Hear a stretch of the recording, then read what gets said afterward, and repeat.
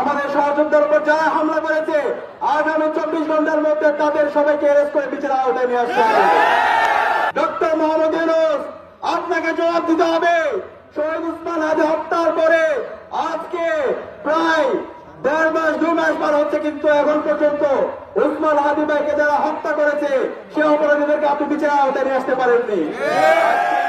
যমুনার সামনে যে আন্দোলন হচ্ছে সেই আন্দোলনে আমাদের সহযোদ্ধার উপর যারা হামলা করেছে আগামী 24 ঘন্টার মধ্যে তাদের সবাইকে অ্যারেস্ট করে বিচারের আওতায় নিয়ে আসতে হবে। বাংলাদেশের 56,000 বর্গমাইল জুড়ে আমরা বড় আন্দোলন গড়ে তুলব। আবার শহীদ আবু সাইদ, শহীদ ওয়াসিম, শহীদ আল্লাহ খানের উত্তরসূরিরা আবার রাজপথ দখল করবে। এই আধিপত্যবাদী শক্তি, এই ভারতীয় দাবেদাররা আবার ষড়যন্ত্র এবং চক্রান্ত করছে। আমাদেরকে সতর্ক থাকতে হবে। এই দিল্লির দাবেদারদেরকে, এই ভারতীয় আগ্রাসনের যারা দালাল আছে তাদেরকে এবার আমাদেরকে রুখে দিতে হবে।